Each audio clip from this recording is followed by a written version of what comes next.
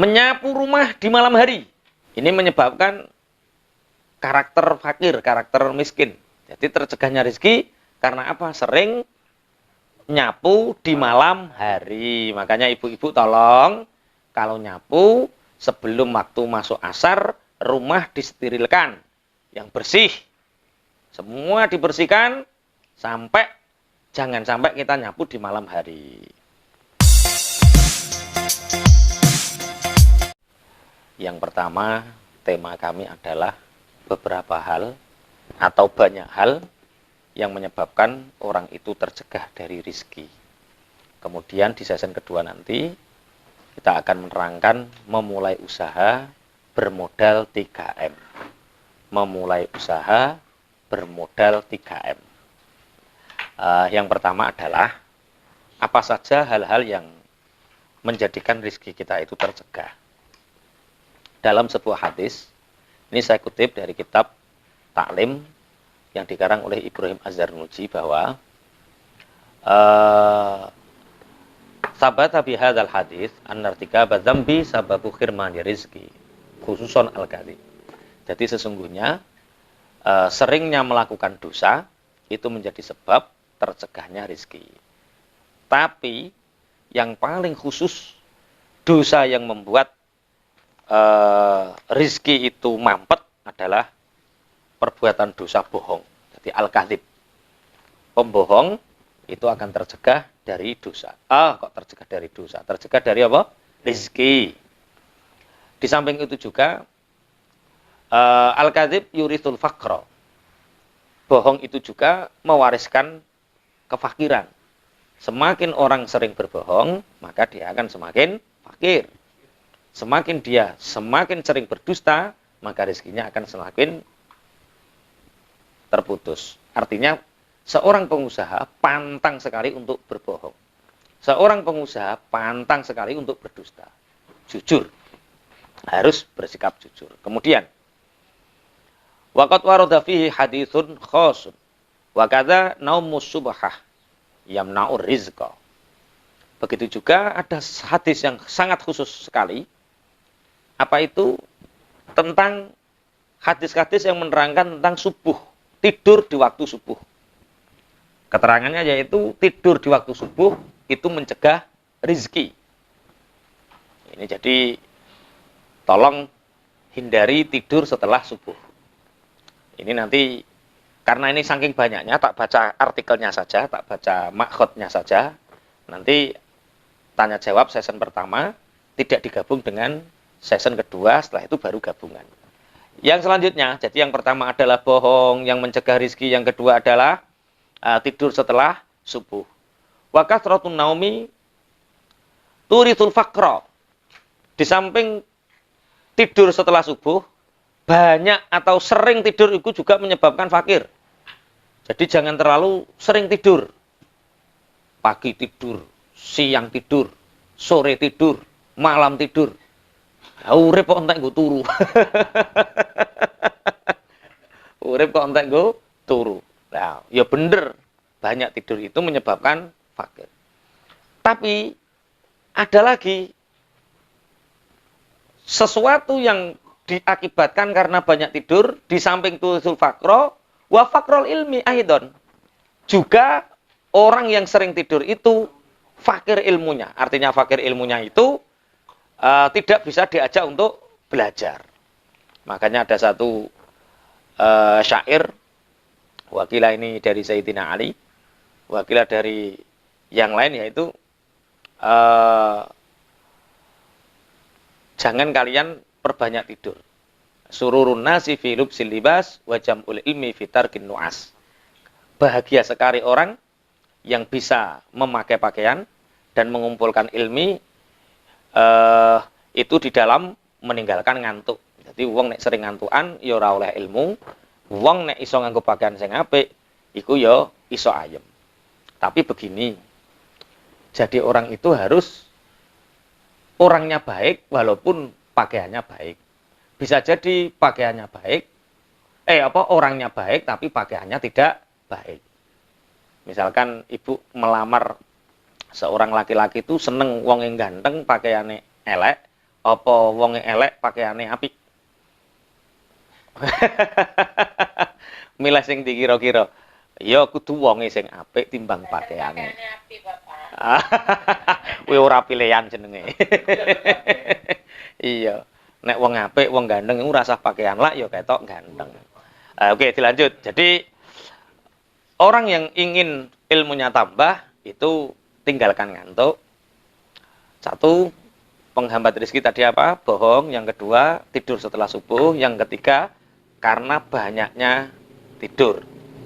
Kemudian Ibrahim Az-Zanurji lagi menambahkan yaitu wan naumu uryanan. Tidur dalam keadaan telanjang itu menghilangkan rezeki. Makanya ulama-ulama itu memberi petunjuk kepada kita kalau kita tidur pakailah celana yang obrong-obrong, pakai baju atau kaos yang sekiranya kita itu tidak membuka aurat. Jadi tidur telanjang itu menyebabkan tertutupnya rezeki. Wal baulu uryanan. Ini yang beda dengan dahulu ya, zaman mbah, zaman ibu.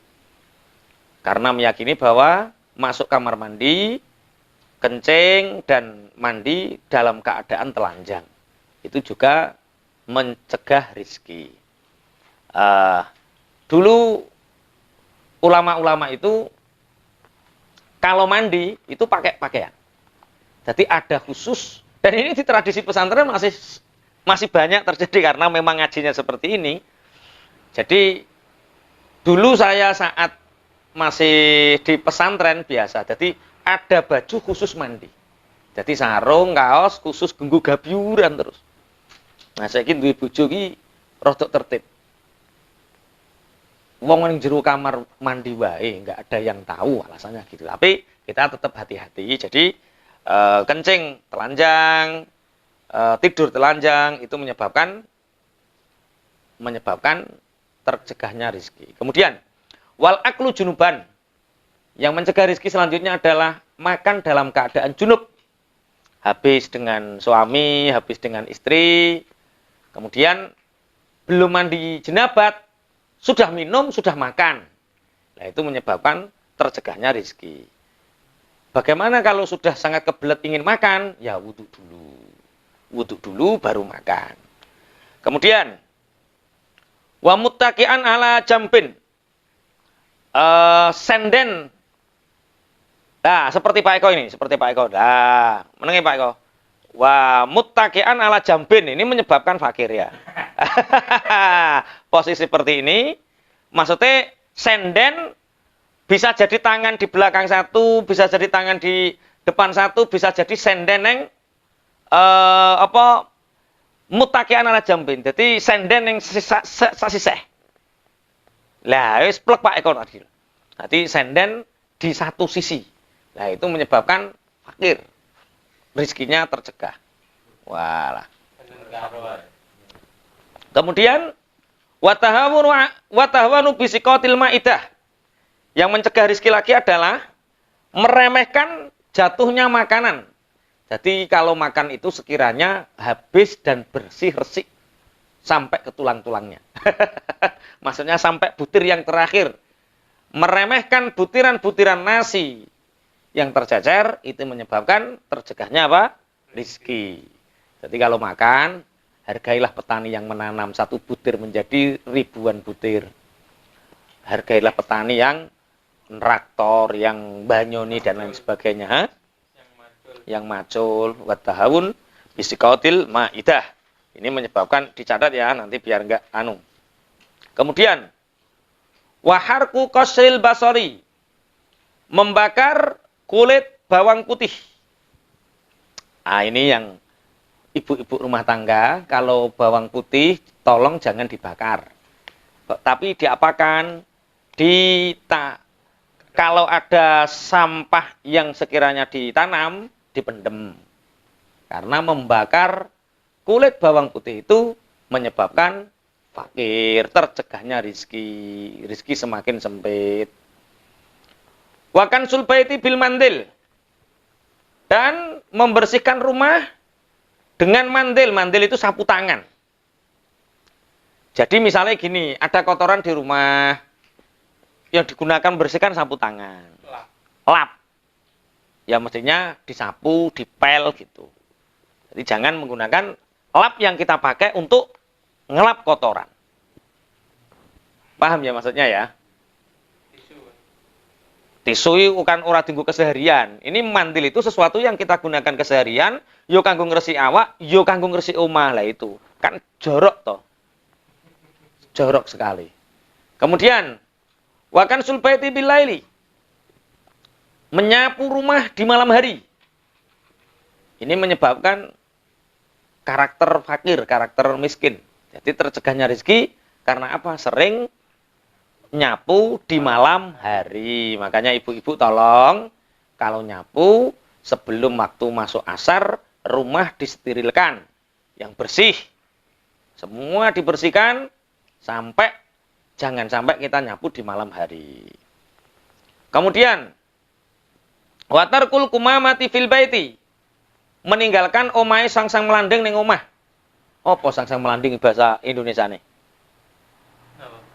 Sangsang melanding iku lho sing ning pojok-pojokan rumah, sawang. Kalau monggo itu apa bahasa Indonesia nih? Sarang laba-laba. Ya, sarang laba-laba. Meninggalkan sarang laba-laba di dalam rumah.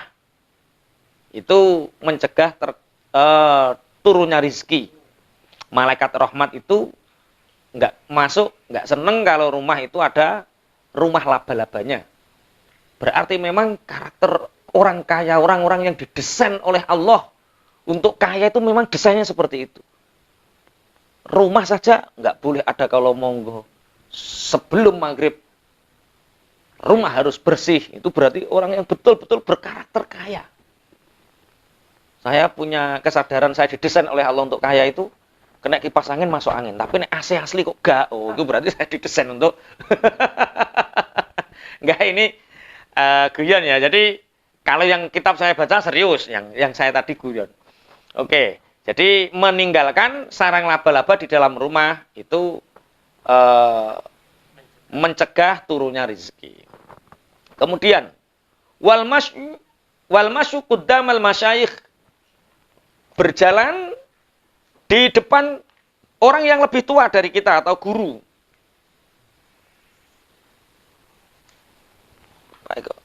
Berjalan di depan guru, berjalan di depan masyayikh, orang yang lebih sepuh. Ini menyebabkan fakir. Nanti kalau jalan lihat-lihat. Kalau ada orang yang lebih sepuh, jangan berjalan di depannya, tapi di belakang. Ini termasuk keterangan ini yaitu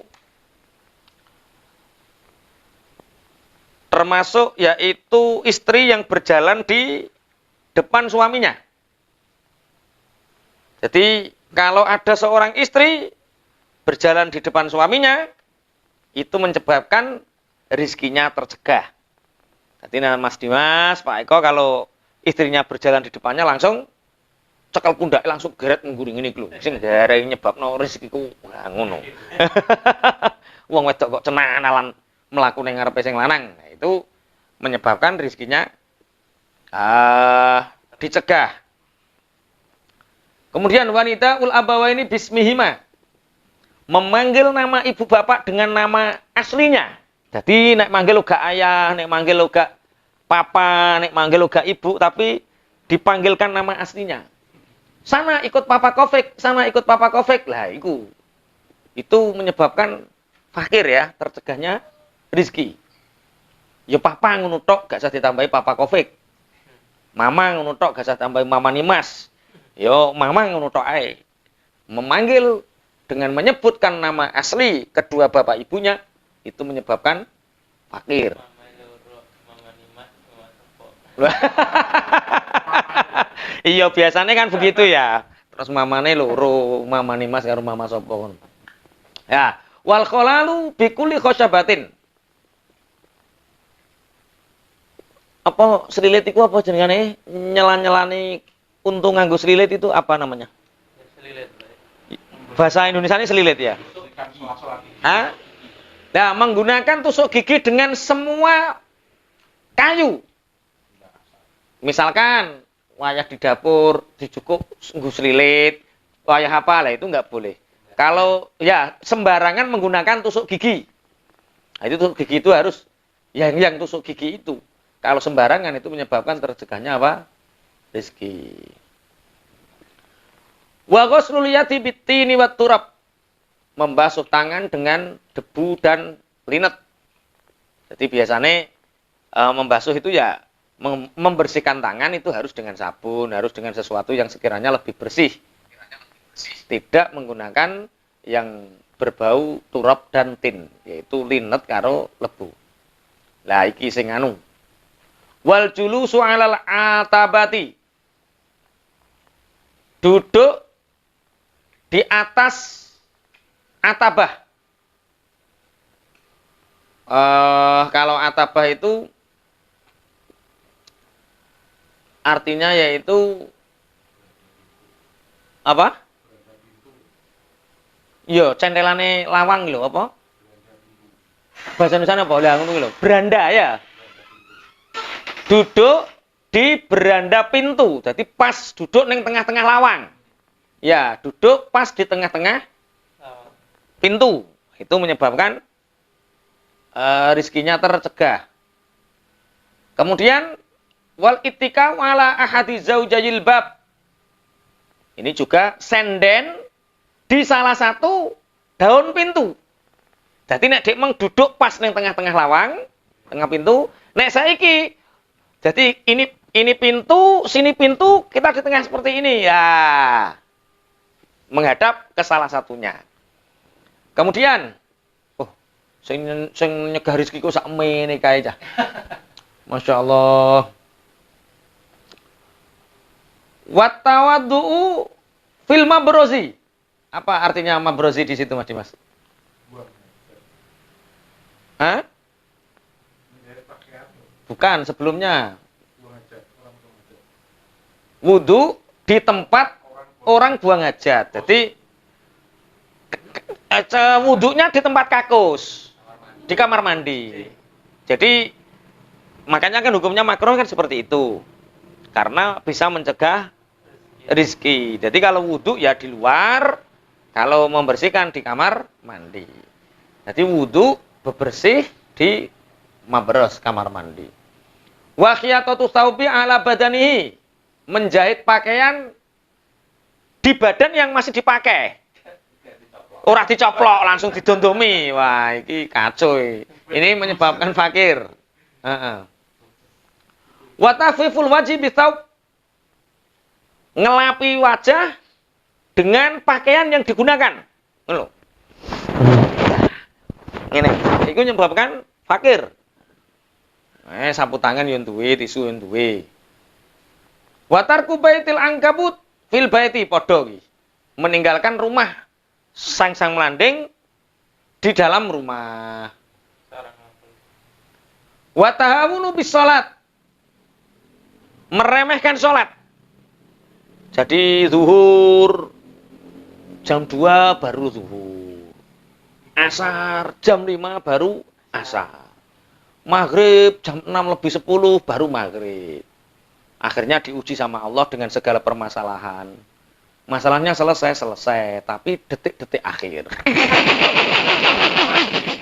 Pertolongannya datang, tapi detik-detik akhir. Karena memang dia ketika dipanggil Allah sholat, dia datangnya di detik-detik akhir. Lah ya ngono. Nek wayah kena masalah ruwet, lagi iling, ternyata dia sholatnya di detik-detik akhir. Digabung kan? Apa? Digabung piye? Kan akhir zuhur. Terus ngasar awal, melalui politikmu iku. Wa isra'ul khuruji minal masjid ba'da sholatil fajri. Cepat keluar dari masjid setelah sholat subuh. Artinya dia tidak berzikir dulu. Jadi zikir setelah sholat subuh itu membuat orang rezekinya melimpah. Tapi meninggalkan zikir setelah sholat subuh itu menyebabkan tercegahnya rizki. Wal ibtikaru fi dhihabi ila suq. Isu-isuan berangkat menuju pasar. Lah yo, Ya Allah, salatu khairum minan naum, salat dhewe pelancing ning pasar. Kayak kadang ora salat, ya nek ora salat iki ora usah dibahas. Ini bahas yang salat. Jadi semakin pagi berangkat ke pasar itu semakin menghambat rezeki. Bagaimana kalau pedagang? Ya diniatilah. Pedagang ini lumrahnya duha jam 6, ya buka jam 6 lah. Kecuali, lah ini ya, permasalahan bakul sayur. Bakul blonjo itu jam 2 malam sudah berangkat. Karena adanya pasar ya jam segitu. Tapi kesehatannya terganggu, finansialnya terganggu, mungkin keberkahannya di dalamnya itu yang menyebabkan. Jadi itu kalau pedagang ya. Kalau tidak pedagang, kalau kita ingin ke pasar ya semakin siang semakin baik. Misalkan pasar adanya jam 6 ya, nunggu duha dulu, kemudian kita berdoa la ilaha illallah wahdahu la syarikalah, lahul mulku wa lahul hamdu yuhyi wa yumiitu wa ala kulli syai'in qadir 3 kali baru masuk pasar. Insyaallah setan-setan pasar itu podo setruk kabeh. Maksudnya setan yang mau mengganggu kita itu udah setruk dewi-dewi. Dilanjut. Kemudian wal ibta'u firruju'i minhu, dan enggan untuk keluar dari pasar. Wes kadung mlebu pasar ning KDS, wes mlebu pasar ning mall misalkan, keluar kok enggan. Nah itu menyebabkan wis rezekine kalong tenan akeh tenan niku.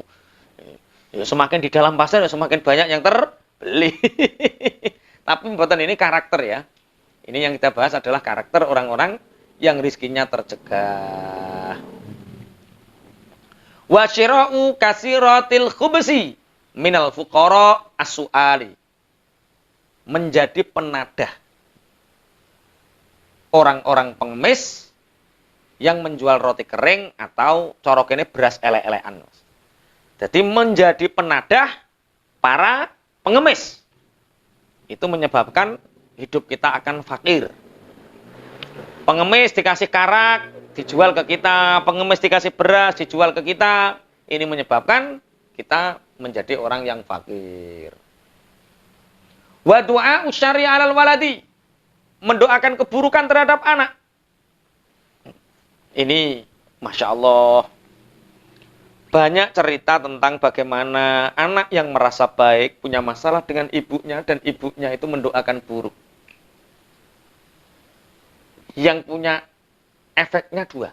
1 ibunya sendiri fakir, 2 anak yang sebenarnya baik punya dampak dari ibu yang tidak baik menjadikan fakir. Makanya ibu tolong kalau ngomong sama anak jangan doa-doa yang buruk.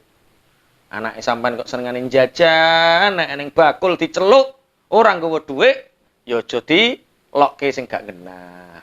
Kok pinter nak, gak nggawa dhuwit kok iso tuku nak, wis bakat dadi menteri ekonomi nak.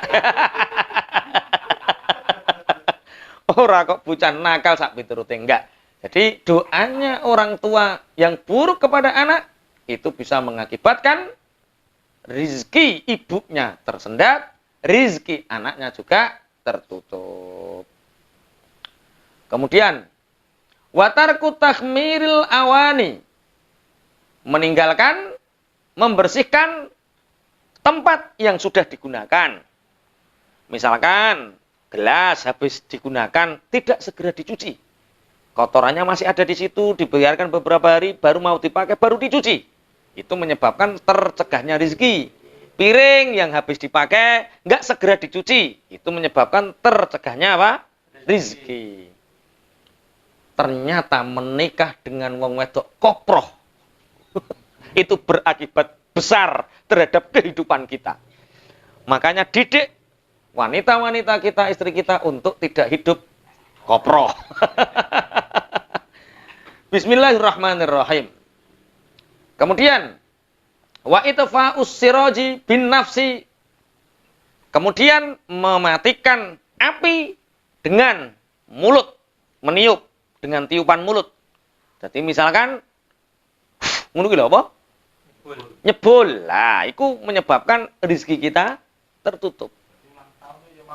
Lah, ulang tahun ini tambah akeh sing ditiup. Nah, Makanya jangan tradisikan, lah selentik. Makanya tradisi kita itu luar biasa loh ya. Ketika kita milad, ketika kita ulang tahun, ambeng direncak bareng ngono toh. Lah mbah ning tradisi ulang tahun itu kan terus nyebul-nyebul itu menjadikan rezeki orang itu tertutup. Dan rezeki terbesar kita itu sebenarnya kan keimanan kita kan. Oke, dilanjut. Kullu dzalika yurisul faqra. Semua yang disebutkan tadi menyebabkan kefakiran. Dari mana kita mengetahui itu? Urifa dzalika bil athar. Wa kadza al-kitabah urifa dzalika bil athar. Itu semua bisa diketahui dengan dawuh-dawuhnya para sahabat. Jadi yang tak terangkan tadi, yang ditulis oleh Ibrahim Az-Zarnuji tadi, itu semua keterangan diambil dari dawuh-dawuhnya para sahabat. Masih banyak ini yang menyebabkan rezeki kita sempit. Wa kadza al-kitabah biqalamin makutin. Ada orang pelit, saking takut kehilangan pulpen, pulpennya dikasih tali, kemudian ditaruh di situ. Dari kalau nulis di situ, tidak bisa dibawa kemana-mana. Menulis dengan pulpen yang ditaleni, cek kurang gede dirantai, itu menyebabkan rezeki kita tercegah. Mulane pegawai ini tambah duwe utang. Dan orang yang datang ke situ tambah punya hutang. Ya, bermasalah. Kemudian wal imtithatu bimashtin mungkasarin. Jungkatan dengan suri yang pecah-pecah. Iya iku. Dadi suri elek niki lho dienggo sret-sret. Dadi suri bogang. Nah, surine sampean bogang to ora, Pak? Iku hati-hati, Pak. Menggunakan suri yang protol alias bogang itu bisa menyebabkan rezekinya tercegah.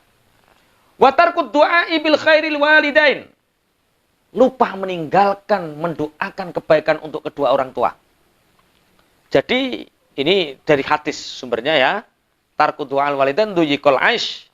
Meninggalkan mendoakan baik kepada orang tua itu menyebabkan rezeki ma'isyah kita sempit. Jadi tiap waktu, tiap detik, tiap apapun doakan kepada kedua orang tua. Maka kita akan mengalir rezeki yang deras. Wa ta'ammumu qa'idan. Menggunakan sorban ketika duduk. Dadi nek nganggo sorban iku wayah pengimami ngono kae, iku wayah berdiri.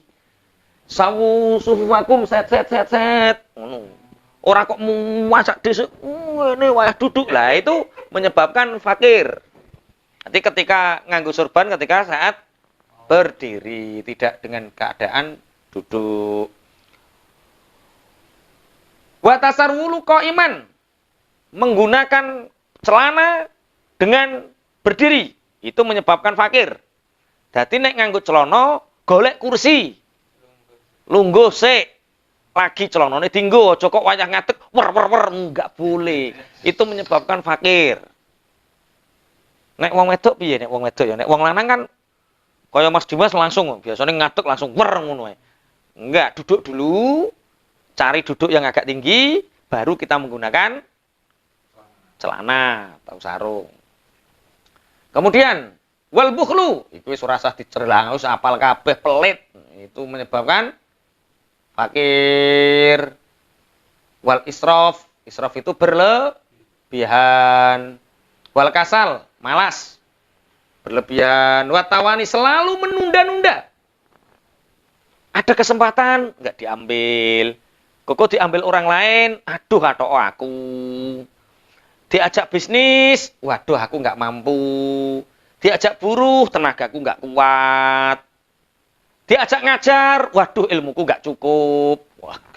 Terus kono apa wong kaya kowe ngono kuwi? Ya baik kaya. Terus kono apa? Nah itu tawani namanya. Orang yang selalu menunda-nunda. Wa tahawunu fil umuri. Meremehkan segala urusan. Alah, koko gampang. Ini. Nanti gampang. Mas Dimas, kata nikah. Oh, gampang. Itu menyebabkan tertundanya apa? Rizki. Kullu dzalika yuritul faqra. Semua itu menyebabkan fakir. Qala Rasulullah sallallahu alaihi wasallam. Rasulullah bersabda, "Istangzilu ar-rizqa bis sadaqah." turunkanlah rizki dengan bersedekah. Wal bukuru mubarakun yazidu fi jami'in ni'ami khususon fir rizki. Dan setiap pagi itu penuh dengan keberkahan, maka turunkan rizki itu dengan bangun pagi, dengan bersedekah, dan akan bertambah segala kenikmatan, khususnya kenikmatan yang berupa rizki. Dari beberapa hal yang saya sampaikan, banyak hal ini ya, tentang sesuatu hal yang menyebabkan tercegahnya rizki. Mungkin dari sahabat-sahabat pejuang yang ada di Taiwan ini ada pertanyaan, kami persilahkan sebelum nanti bahas strategi bisnis memulai usaha dengan 3M. Monggo.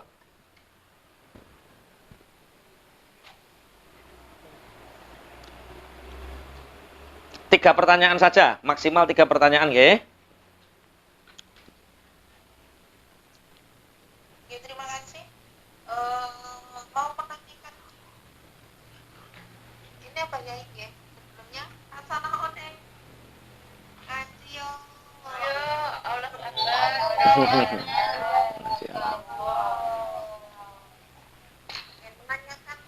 terkait tadi atau menyampaikan bahwasannya apa nih Bu? Tidur setelah sholat subuh itu bisa menghambat datangnya rezeki salah satunya. Apa nih Bu? Tidur setelah subuh niku apakah bisa dibilang lebih baik yang ya bukan lebih baik tapi ya ini sing bangkong kali dengan tidur nomor tidur kesiangan dengan orang yang tidur setelah subuh itu apakah memang yang lebih baik sing bangkong nih Bu? Yo lebih baik. Yo, bandingno kok barang sing ora banding iki piye, Pak?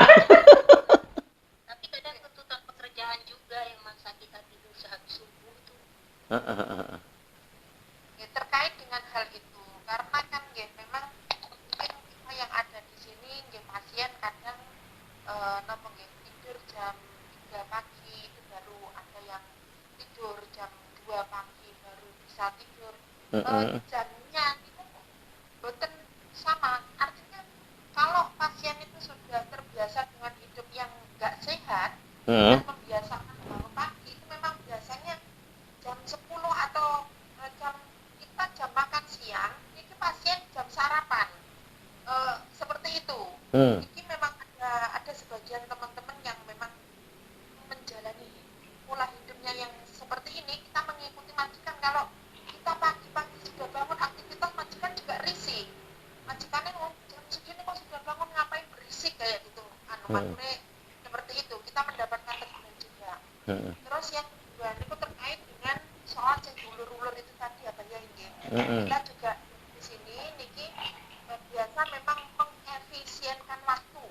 Kita pun tidak enak kalau nopo sebentar-bentar kamar izin sholat kayak gitu loh. Jadi seringkali kalau misalkan sholat zuhur itu digandeng dengan waktu asar, waktunya mepet dengan asar kayak gitu. Jadi kan kita sekali waktu izin untuk ibadah kayak gitu. Agar dia sama-sama menjaga perasaan majikan juga, daripada nanti kita kok sebentar-bentar terus adminnya dipermasalahkan terus tidak diberikan izin untuk ibadah. Ini kan kedepannya akan lebih menyulitkan kayak gitu. Nggih. Ini maksudnya seperti itu. Terus kadang juga waktu maghrib niku napa niku waktunya sampun mepet dengan isya karena ya memang jam makan malam kan. Terus yang ketiga kan berkaitan juga dengan waktu malam nyapu. Di sini kita juga seperti itu. Jam makan malamnya majikan itu tidak tentu, kadang jam 10 juga masih jam makan malam. Setelah itu otomatis bersih-bersih, nyapu, ngepel itu sudah menjadi kebiasaan. Nah, ketika kita melakukan hal itu di tempat majikan itu apakah juga mempengaruhi tentang rezeki kita? Ini berarti dijawab ya 1 orang 3 pertanyaan langsung. Nggih, mboten napa-napa. Yang pertama, tentang tidur habis subuh. Jadi ada satu kaidah dalam usul fikih, yaitu yustaghfaru ma fid dawam wala yustaghfaru ma fil ibtida. Jadi sesuatu yang sudah terjadi itu ditoleransi, sesuatu yang belum terjadi itu diketati. Jadi pada dasarnya tidur habis subuh itu ya tetap menghambat rezeki. Itu pola hidup yang buruk. Bagaimana kalau keadaan menuntut, sampai batas apa, misalkan kita bangun saja banyak berzikir. Berzikir tidak harus diucapkan sehingga tidak dikatakan berisik oleh juragan. Baik mana dengan bangkong, jadi bangkong dengan tidur habis subuh itu dua pilihan yang sama-sama sebenarnya tidak baik. Cuma kalau bisa diempet minimal menjelang duha. Menjelang duha.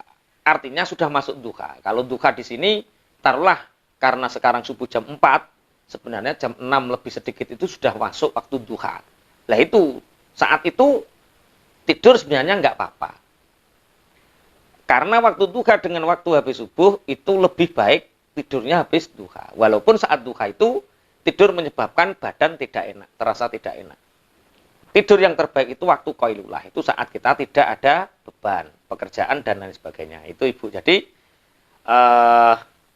mana yang lebih baik? Ya dua hal yang sebenarnya tidak ada yang lebih baik. Tapi sebisa mungkin kita menjaga diri, kesehatan kita, menjaga rezeki kita. Yang kedua, tentang menyapu di malam hari.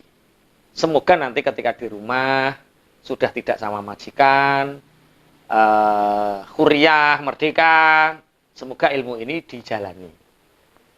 Jadi memang pada dasarnya diakui atau tidak diakui, kita-kita yang kerja sama orang di sana itu kan rezekinya sempit toh, waktunya sempit, uangnya kelihatannya banyak, tapi kita nggak bisa mengalokasikan apa-apa. Nah, itu termasuk tersempitnya rezeki. Makanya ya, kalau sana gimana ya dikerjakan saja, wong itu tugas kita. Dalam bahasa usul fikihnya ad-darar yuzal, sesuatu yang menyebabkan kita nggak baik, celaka itu ya ditinggalkan. Artinya ini kalau saya nggak nyapu tambah dimarahi, ya nyapu saja. Kemudian yang ketiga, apa tadi? Tidur habis subuh, nyapu di malam hari, kemudian sholat. Sama Ibu, kaedahnya sama, yaitu sesuatu yang terjadi dan sangat terpaksa, itu tetap bisa dilakukan. Artinya karena al-masyaqqatu tajlibu taysira, dalam usul fikih itu, al-masyaqqatu tajlibu taysira. Kesulitan itu mengakibatkan tertariknya kemudahan. Dalam waktu normal kita di rumah, kita menjadi orang yang merdeka, bisa menyempatkan waktu di awal waktu, ya. Tapi bagaimana keadaan kita saat kerja di Taiwan seperti itu keadaannya? Nanti ada masalah ya. Al-masyaqqatu tajlibu taysira. Yang penting jangan pernah meninggalkan sholat. Tapi biasanya orang yang mengulur waktu di akhir, biasanya pertolongan juga berada di detik-detik akhir. Ibaratnya bal-balan ngenteni penalti. Iku nek masuk, nek gak suloyo. Begitu Ibu ya.